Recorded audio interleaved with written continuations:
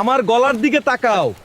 এইটা কিন্তু ফুলের মালা না, এইটা হইল আসল পাওয়ারের মালা। তুমি সৎ হইতে পারো, কিন্তু তুমি তো একটা ফকির, আর ইলেকশনে ফকিরনিদের কোনো বেল নাই। যা ভাগ, গিয়া ঘাস খা। গ্রামে এবার মহাভোট। একদিকে কোটিপতি শিয়াল রাজা, যার স্লোগান টাকা যার ক্ষমতা তার, আর অন্যদিকে গরিব কিন্তু সৎ হরিণ ভাই, যার স্লোগান ভালোবাসাই শক্তি।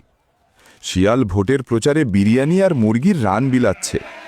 ওরে ভাল্লুক, এই নে বান্ডিল বান্ডিল টাকা, ভোট কিন্তু আমার মুরগির ঠ্যাং মার্কায় দিবি।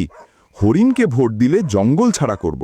অন্যদিকে হরিণ ভাই বাড়ি বাড়ি গিয়ে হাত জোর করে বলছে, ভাই আমার টাকা নেই, কিন্তু আপনাদের জন্য জান দিতে পারি, আমাকে একটা সুযোগ দিন।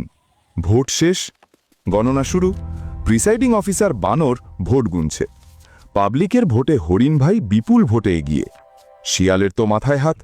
সে দেখল এভাবে চললে তো জামানত বাজে আপতে হবে। শিয়াল তখন চুপিসারে গণনা কক্ষে ঢুকল। পকেট থেকে টাকার একটা মোটা বান্ডিল বের করে বানরের টেবিলের উপর ধপাস করে ফেলল।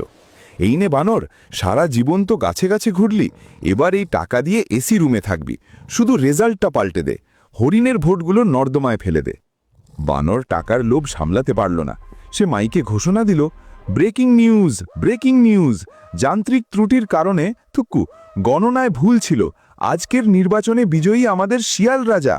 পুরো গ্রাম স্তব্ধ হয়ে গেল, কেউ বিশ্বাসই করতে পারল না। টাকার কাছে আজ সততা হেরে গেল। শিয়াল যখন গলায় টাকার মালা পরে উল্লাস করছে, তখন দূরে একা দাঁড়িয়েছিল হরিণ ভাই, তার চোখে জল। হরিণ কারো কাছে কোনো নালিশ করল না, শুধু দীর্ঘশ্বাস ফেলে বলল, আমি হারিনি ভাই, হেরে গেল এই গ্রাম। আজ তোমরা টাকার কাছে বিক্রি হলে কাল এই টাকাই তোমাদের গলার ফাঁস হবে। ভালো থেকো সবাই। হরিণ মাথা নিচু করে কুয়াশার মধ্যে হারিয়ে গেল, আর গ্রামের প্রাণীরা বুঝতে পারল তারা আসলে কি হারিয়েছে। যখন অযোগ্য লোক টাকার জোরে ক্ষমতায় আসে, তখন যোগ্যরা নীরবে হারিয়ে যায়, আর পছতাতে হয় সাধারণ জনগণকে। তাই টাকার গরম দেখে নয়, মানুষের সততা দেখে নেতা বাছুন, কারণ টাকায় কেনা নেতা কখনো আপনার আপন হবে না।